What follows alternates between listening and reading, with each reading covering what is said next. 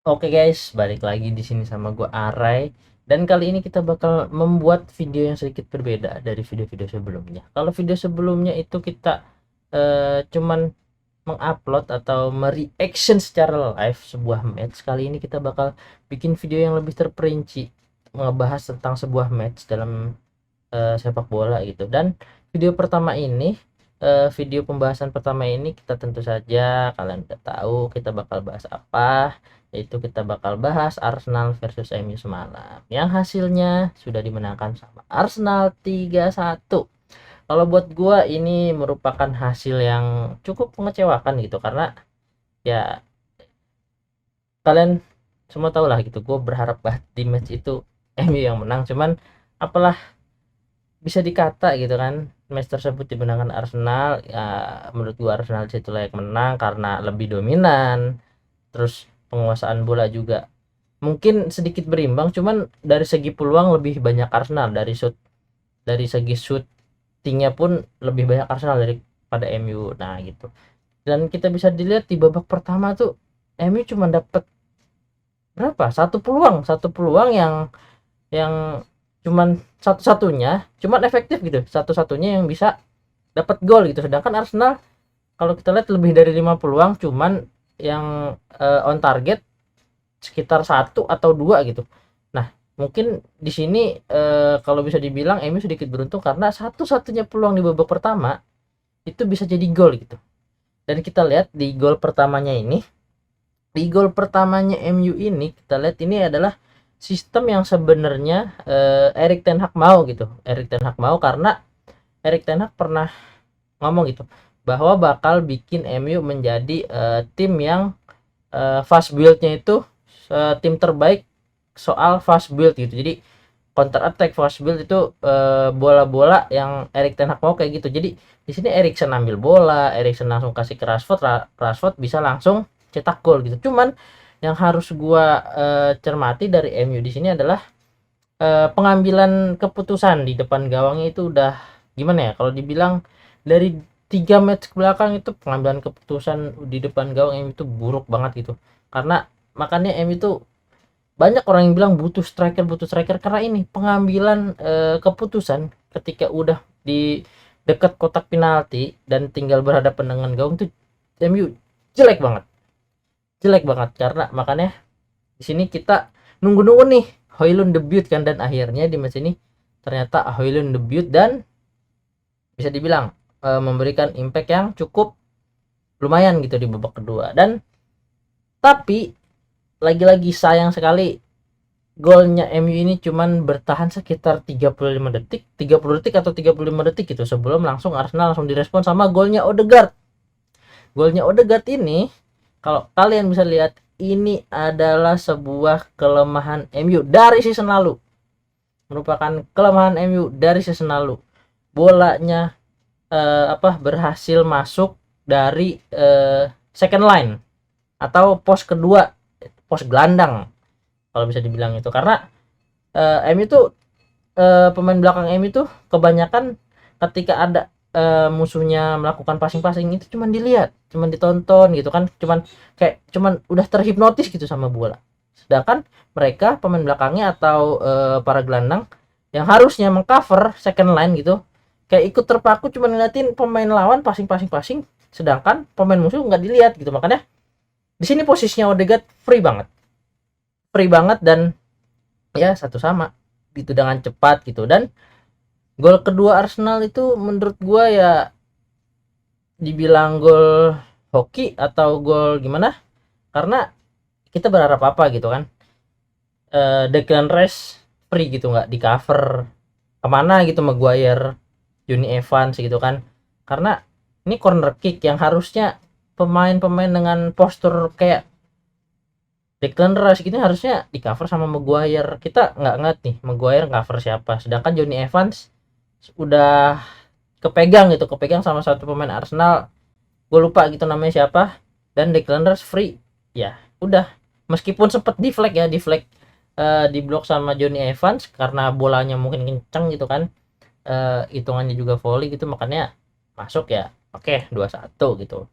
Karena kita mau berharap apa gitu dari Johnny Evans sama Maguire gitu kan di babak kedua. Dan kalau buat gol ketiga menurut gua ya udahlah, itu ibaratnya udah gol, ya udah kalah kalah kalah sekalian gitu, karena kan MU pas kejadi gol kedua itu kan di injury time gitu kan, di injury time ya udah nyerang nyerang sekalian kalah, ya udah akhirnya jadilah gol ketiga dari Gabriel Jesus gitu. Tapi kan ya udah kalian lihat sendiri lah, kalau kita bahas dari pertama kita bahas lini serang dulu deh MU. Lini serang MU tuh menurut gua dari 4 match yang udah dijalanin, 4 week yang udah dijalanin sama MU, baru Rashford pemain depan yang bisa cetak gol. 3 match ke belakang siapa? Varane lawan Wolverhampton. Itu Varane sama Wan-Bissaka. Varane yang cetak gol, Wan-Bissaka yang kasih assist. Lawan Tottenham kalah 2-0. Nggak bisa cetak gol. Karena itu balik lagi penyerangnya, pengambilan keputusan di depan gawangnya buruk banget. Lawan Nottingham Forest ketinggalan 2 gol. Oke lah, ketinggalan 2 gol bisa cetak 3 gol. Tapi lagi-lagi itu 3 gol semuanya dari gelandang. Eriksen, Casemiro, Bruno Fernandes walaupun itu penalti. Makanya MU itu bener-bener butuh pemain depan yang punya insting, yang pengambilan keputusannya tepat gitu.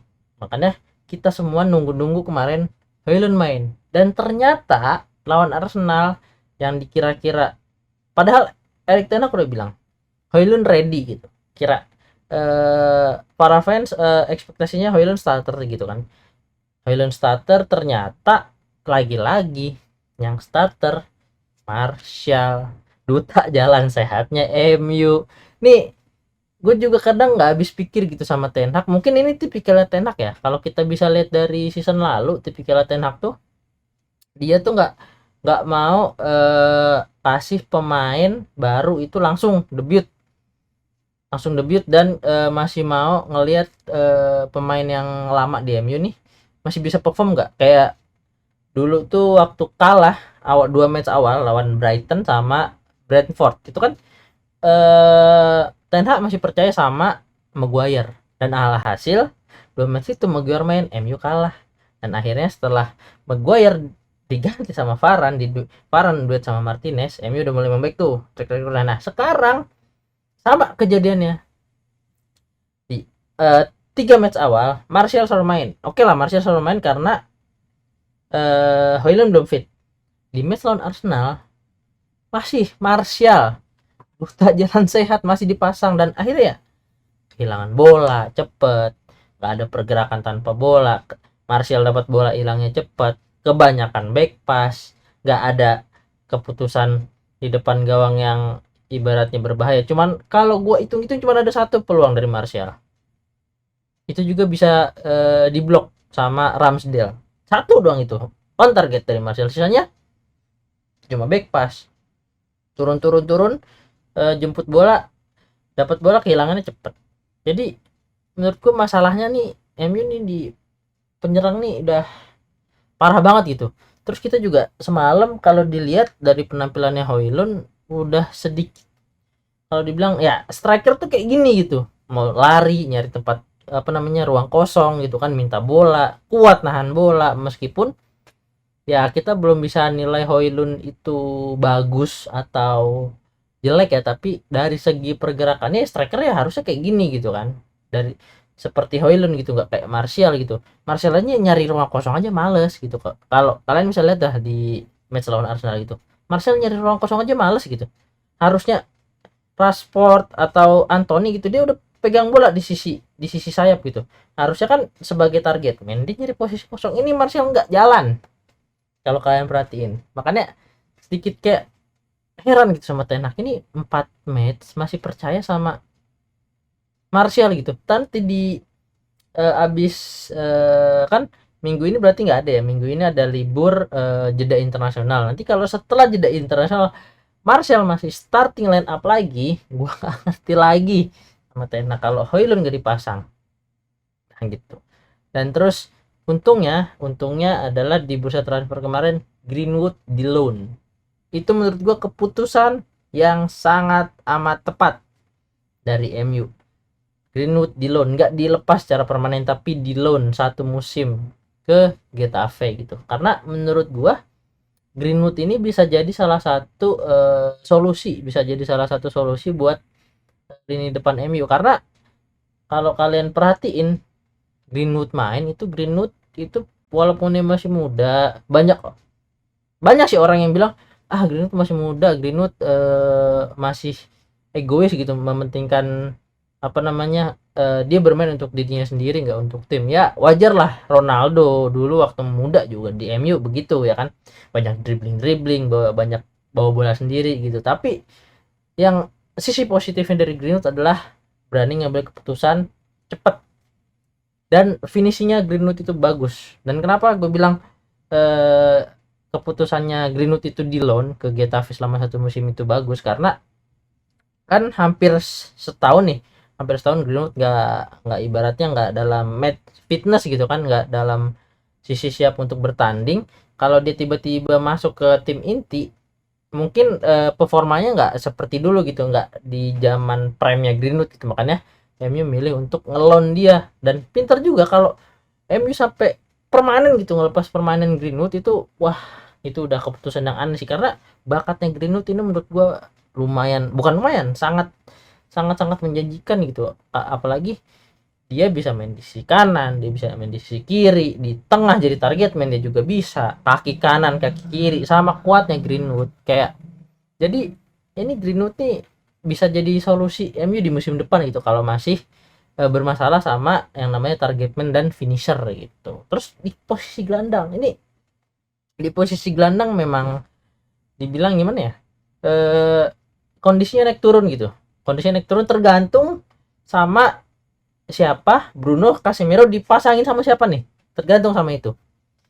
Entah itu sama Eriksen, atau kemarin di 3 match awal itu Mason Mount. Dan kita lihat Mason Mount masih bingung dia, karena posisi aslinya dia kan nomor 10. Kemarin sama Ten Hag dia dicoba untuk di posisi nomor 8, ternyata nggak cocok gitu kan. Dan balik lagi lah akhirnya ke komposisi musim lalu, yaitu posisinya Casemiro sama Eriksen di tengah dan Bruno jadi nomor 10. Itu menurut gua untuk sekarang komposisi yang bagus. Cuman masalahnya Eriksen udah bukan Eriksen yang dulu gitu, bukan Eriksen yang 4-5 tahun yang lalu gitu. Eriksen yang bisa meng-carry tim, yang bisa ibaratnya dengan kondisi fisiknya yang masih kuat gitu kan. Karena kan kita tahu Eriksen 3-4 tahun belakangan ini kan bermasalah sama kondisi fisik ya, makanya performanya sangat menurun gitu. Kalau Eriksen 4-5 tahun ke belakang ya banget gitu, Eriksen di nomor 8 itu kuat banget gitu. Dan Bruno juga semalam mainnya kebanyakan ngeluh,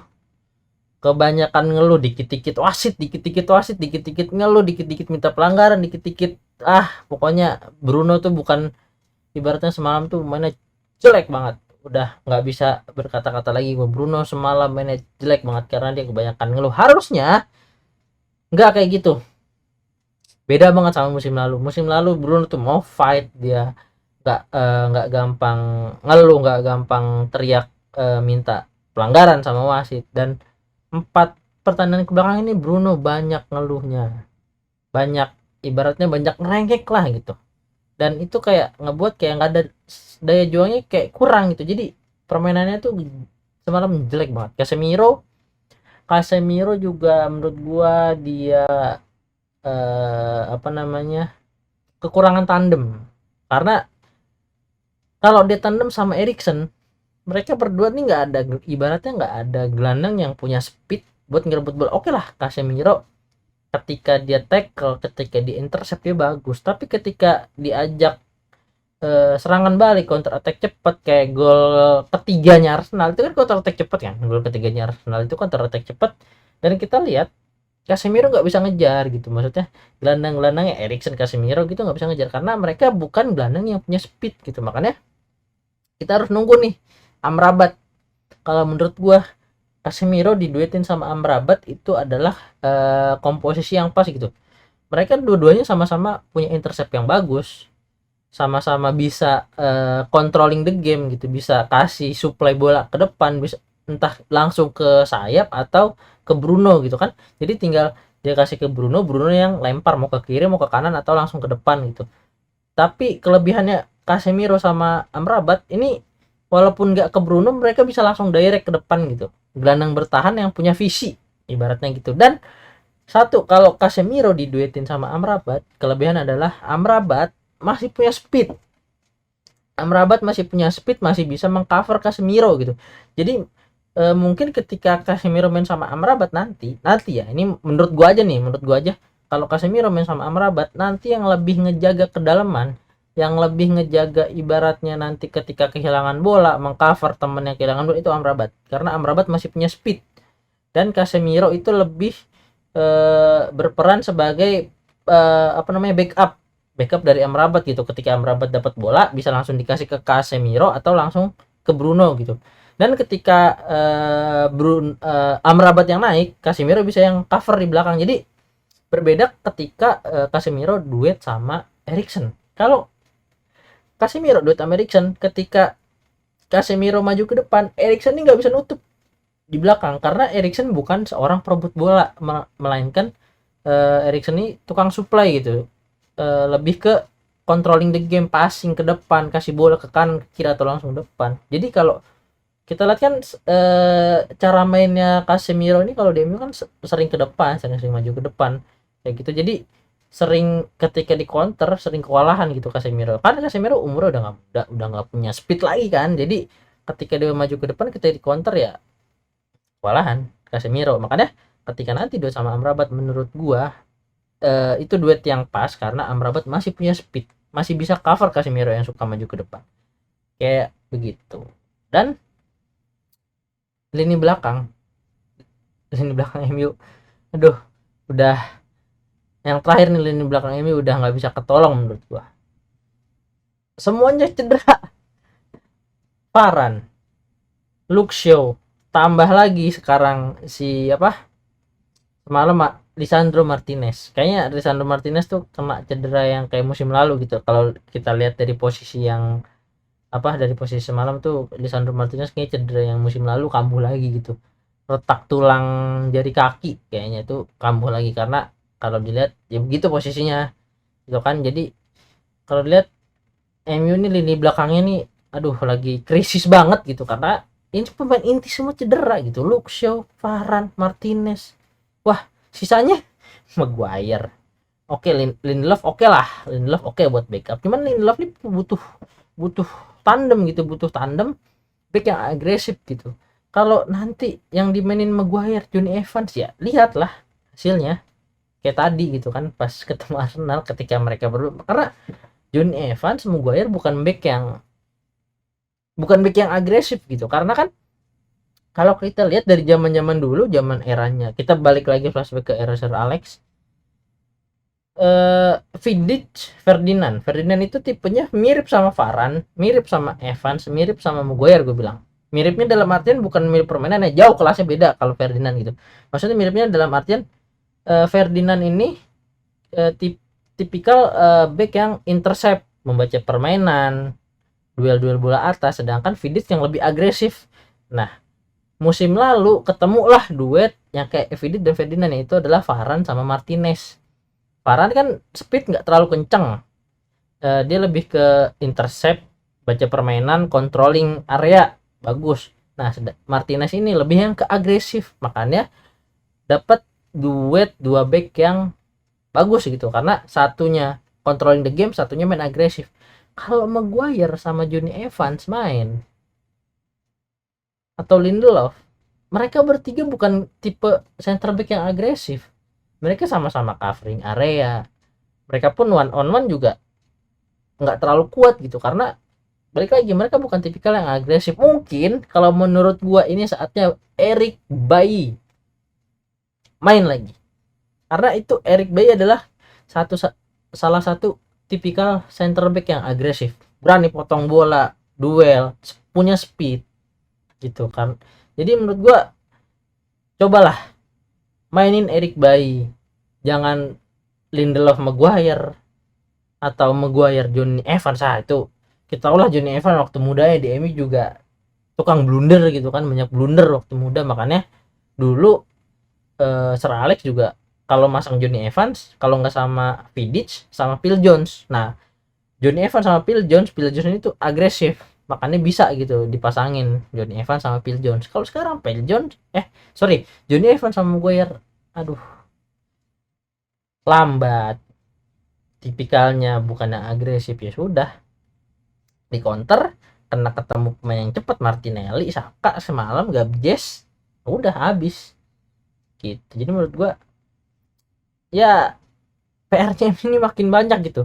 Yang awal-awal musim 3 match ke belakang kemarin butuhnya lini depan yang kurang apa namanya, kurang pengambilan keputusan, sekarang ditambah badai cedera pemain belakang, pemain-pemain inti. Ya kalau menurut gue saatnya Bailey main lagi. Nggak fair kalau Bailey nggak dikasih kesempatan sih menurut gue. Kayak kayak lu, Bailey ini pemain bagus gitu, dan cobalah Ten Hag gitu, lihat, kasih kesempatan gitu buat Eric Bailly main gitu, untuk pelapis boleh gitu, jadi kayak buat tandem sama Lindelof itu oke menurut gue Eric Bailly itu.